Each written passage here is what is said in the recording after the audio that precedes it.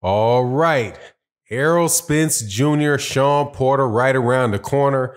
Errol Spence Jr. is talking about breaking down Shawn Porter mentally and physically, and that he won't be able to do anything but come forward.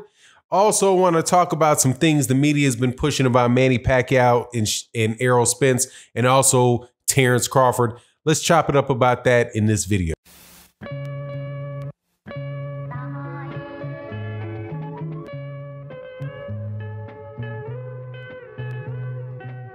All right, welcome back to the channel, subscribers. If you are not subscribed, please subscribe and hit the bell icon. And that way you can be notified of when we release more videos. And also I want to say thank you to everybody that supports on the Patreon and the Venmo and the Cash App in the live streams that we do.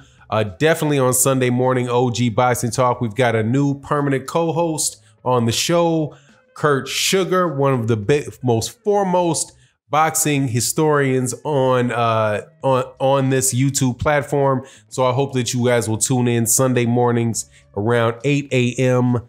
Eastern Standard, 8 a.m. Central Standard Time, so you can check us out. Now let's get into this. Errol Spence Jr., The Truth versus Shawn Showtime Porter will be taking place in California, in Los Angeles, the 28th of September. As of the date of this video, this is September 9th. So we have a few more weeks before the fight happens. I think is going to be one of the best fights of the year. Errol Spence Jr. says pretty much that it's going to be a dog walk, an exciting fight, but that Shawn Porter really won't have the ability to do anything other than come straight at him, because if he tries to outbox Errol Spence like he did against Ugas and Danny Garcia, that that ain't gonna work on him. And the reason why, evidence of that is what happened in the Mikey Garcia fight. Errol Spence Jr. showed that he very, very much is a high-level Olympic boxer, and if you just want to stay on the outside, move around, he can cut the ring off and just make you eat jabs all night long. So he figures that Shawn Porter is going to have to eventually come in, and when he comes in, he's going to get that business. Now, people familiar with the channel know that I always get the bubble guts before fights. I almost never say that a fight is, I know the outcome for sure of the fight. Most times I hedge on it and say, hey, I believe this guy is going to win, but this is boxing.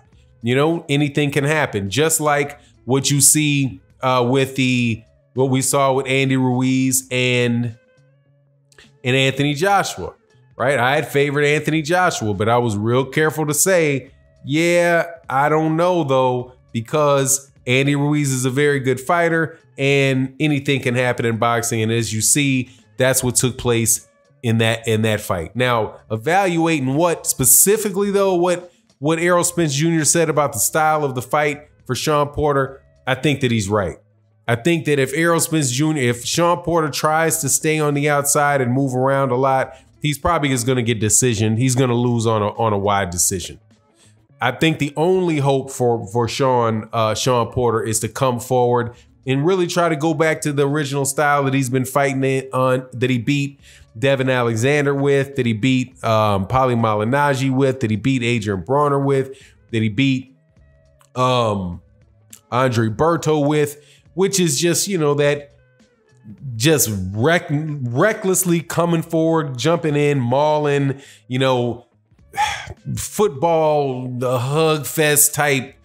Not a hug fest, because he's really not hugging and holding too much. He's hitting on the brakes a good amount, but that style of fight. And I think that Errol Spence Jr. is right. And I think that if he does try to fight that style of fight with Errol Spence Jr., then man, he's gonna wind up getting a lot of uppercuts, and left uppercuts, right hooks, for his trouble. But he is a shorter guy. So it'll be interesting to see when he comes in, how Errol Spence Jr. is going to be able to handle, how he's going to be able to go to the body on a guy that is shorter than him. A lot of people are saying that they think this fight looks a little bit like Lamont Peterson. I give Shawn Porter a little more credit because he's a little bit more of a live dog than Lamont Peterson. But, you know, we'll see how it is. Now, the thing that I'm looking a little bit past this fight, though.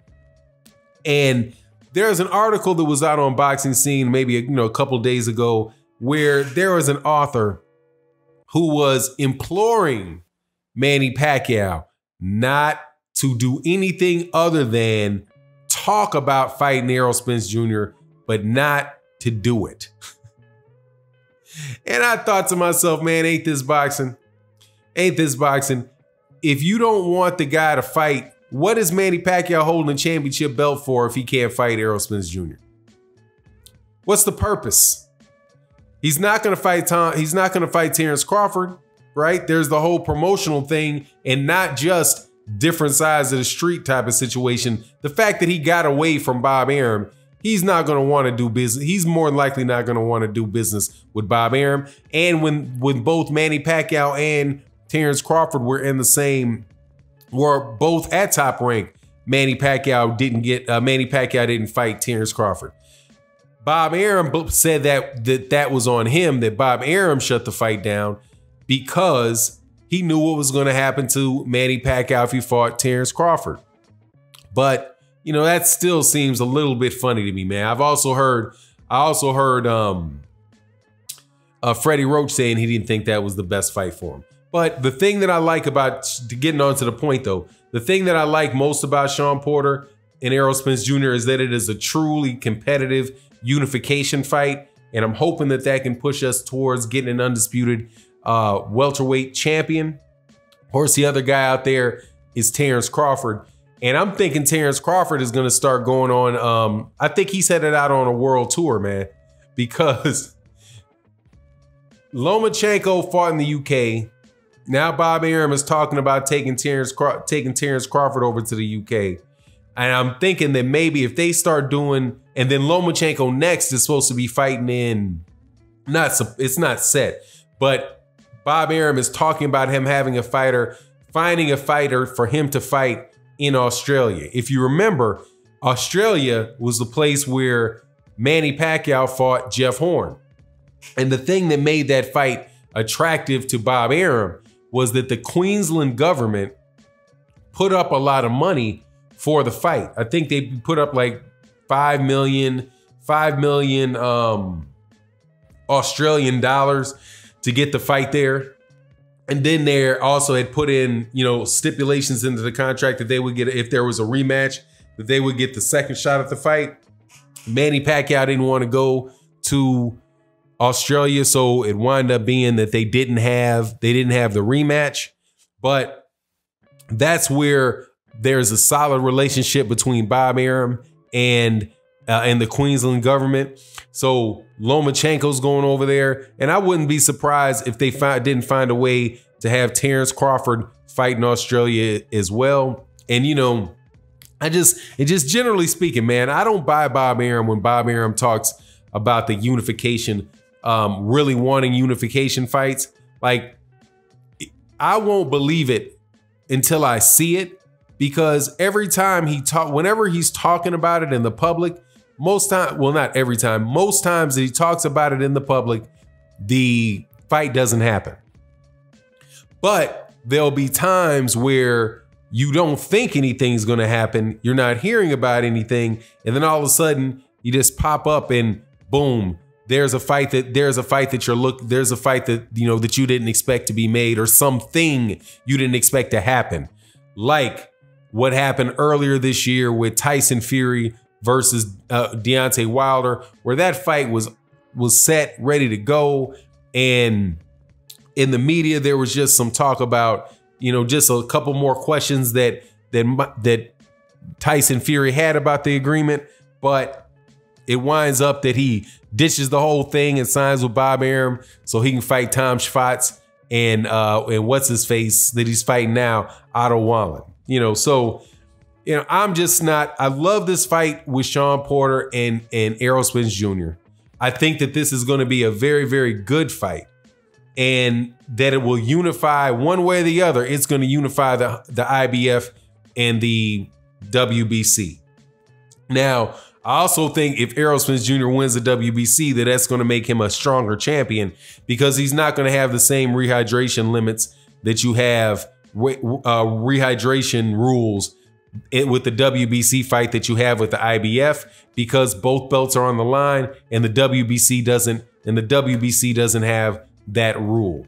And so that's going to be the case in this fight with Shawn Porter. But, you know, I still, even though that's happened, and I think that might be for the next year or two, the only closure, the only steps really forward towards an undisputed champion in the welterweight division that we're going to get. But let me know what you think in the comment section. And with that, I'm out. Peace.